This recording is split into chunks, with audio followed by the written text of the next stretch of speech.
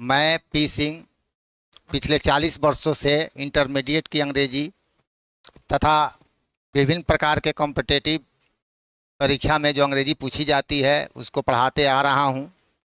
और जो है जहां तक इंटरमीडिएट का सवाल है उसमें हूबहू क्वेश्चन मेरा लड़ता है, जिसके मैं कभी कभी आलोचना का भी शिकार हो जाता हूं। कुछ लोगों का जो है संदेह रहता है कि कहीं बोर्ड में इनका जो है पैसा से सवाल खरीदते हैं या कोई सेटिंग से सवाल बनाते हैं। ऐसी बात नहीं है, अनुभव के तजुर्बा से हम ऐसा करते हैं। कुछ लोग जो मुझे चाहने वाले हैं अंग्रेजी के भीष्म पितामह कहते हैं। तो आगामी 2026 का जो आप परीक्षा देने वाले हैं उनका ध्यान हम कुछ वॉइस के क्वेश्चन की तरफ आकृष्ट करना चाहते हैं 12th बोर्ड का, और उसमें से एक या दो क्वेश्चन जो है निश्चित रूप से आएगा। ऐसा हर साल देखा गया है, क्योंकि मैं 40 वर्षों से पढ़ा रहा हूं, मेरा अनुभव है और इस अनुभव के आधार पर मैं जो है आया हूं। देखिए क्वेश्चन है, यू विल टीच मी। ये पैसिव वॉइस में बनाना है। क्या बनाना है? पैसिव वॉइस में। सबसे पहले हम क्वेश्चन पढ़ते हैं। देखिए, यू विल टीच मी स्पष्ट हो गया, फ्यूचर टेंस में है। कौन टेंस में है? फ्यूचर टेंस में। पहली बात जान लीजिए, जहां भी आपको modal verb shall, will, may, might, can, could दिखेगा, बी पहले ढूंढना है। क्या ढूंढना है? बी। तो यहाँ पर भी बी है, हो सकता है नहीं भी हो सकता है, बाद में देखेंगे। यहाँ पर भी बी है, लेकिन ध्यान से देखिए, यहाँ सब्जेक्ट से शुरू है तो I will be teach by you. ध्यान से देखो बाबू, I will be teach by you. आप जानते हो या नहीं भी जानते हो तो जान लो, बाई के पहले हमेशा वर्ब का तीसरा रूप आएगा। पैसिव वॉइस में भी3 को आना लाजमी है। यहाँ पर गौर करो, वर्ब का फर्स्ट फॉर्म हो गया, तो ये आंसर तो नहीं हो सकता है। I shall be taught by you, संभावना है ये आंसर हो सकता है, लेकिन यहाँ पर देखो, यहाँ सब्जेक्ट है, यहाँ पर शैल आ गया, शैल आई बी टॉट बाई यू, ये नहीं होगा। यहाँ पर बी गायब है, तो आपका आंसर ए और ए कट गया। अब दो में से कौन निकालेंगे? तो यहाँ पर देखो, बाई के पहले भी1 है, जो कि कदापि नहीं होगा, तो आंसर आपका बी निकल गया।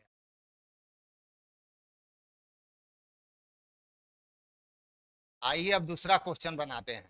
देखिए, सबसे पहली बात एक ध्यान रखिएगा, जब भी एक्टिव वॉइस सब्जेक्ट से शुरू होगा तो पैसिव वॉइस भी सब्जेक्ट से शुरू होगा, क्वेश्चन से शुरू नहीं। इसका है, राम हैज बीटन गीता।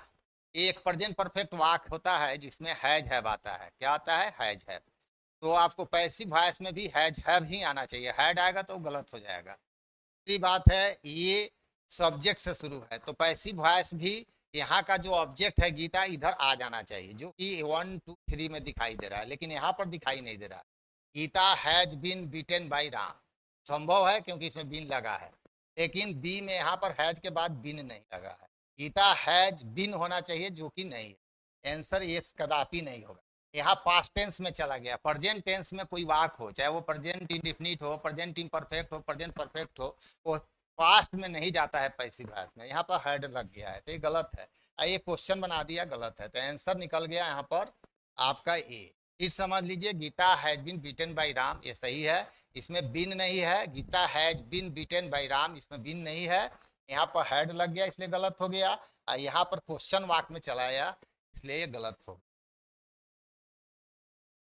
चलिए, आंसू ट्रिक लेकर आए हैं, और आपके एग्जाम में 40 वर्षों से देखा गया है कि यह क्वेश्चन परेशान करता है। दुनिया का जितने क्वेश्चन परेशान करता है उसका तरीका बहुत ही आसान होता है, आप सोच भी नहीं सकते हैं।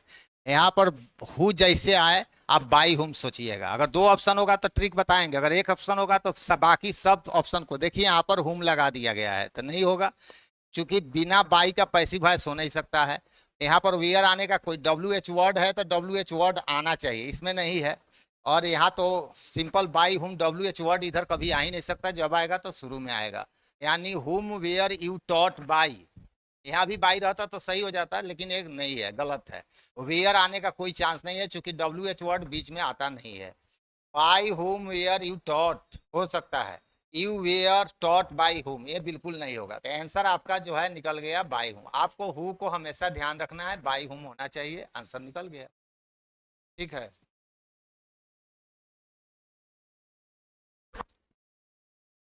समझ में आ रहा है ना बच्चों? Let the windows be opened. जब भी कोई वाक let the window be opened, ये पैसिव वॉइस में है। बनाना कौन चीज में है? एक्टिव वॉइस में। क्योंकि जहां भी बी के बाद V3 आ जाए तो समझ जाइएगा पैसिव वॉइस में वाक होगा। कौन वॉइस में वाक होगा? पैसिव। लेट से जब भी शुरू हो तो इसका फंडा है वाक V1 से शुरू करिएगा। इसमें वर्ब का V1 रूप लेना है। कौन रूप लेना है? तो late the window be open, यानी खिड़की को खोलने दो, खिड़की को खोलने दो। अब यहाँ ध्यान से देखिए, लेट से शुरू है तो वर्ब का कौन रूप से शुरू होगा? पहला से शुरू होगा। यहाँ देखिए ओपन द विंडो है, ये पहला नहीं है तो इसलिए गलत हो गया। ओपन द विंडो संभावना है, ई जाने का कोई संभावना नहीं है, वाह जाने का कोई संभावना। इसमें लेट से जो आग शुरू होता है उसमें हेल्पिंग वर्ब का प्रयोग बिल्कुल नहीं होता है। ई जा रहे हैं, was, where, shall, will, may, might, 24 helping verb है। कोई हेल्पिंग वर्ब का प्रयोग आपको नहीं करना है, V1 से शुरू करना है।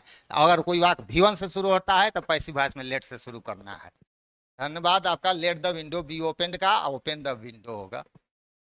पांचवा क्वेश्चन आपको देते हैं, आप बनाकर सही आंसर कमेंट करिएगा, हमें खुशी होगी। ज़्यादा से ज़्यादा सब्सक्राइब कर दीजिएगा। धन्यवाद। शेयर भी कर दीजिएगा, जमकर शेयर कीजिएगा। आपको जो है जितना जो है क्रैश कोर्स में क्वेश्चन आने वाला है, हम धीरे धीरे सबका जो है बता दें। वीडियो माध्यम से आपको जो है सहूलियत हो जाएगा। लगेगा कि ग्रामर बहुत भारी है, ग्रामर के इतना आसान कुछ चीज़ होता नहीं है। आगे आपको और कंपटीशन में जो है हेल्प करेगा। धन्यवाद।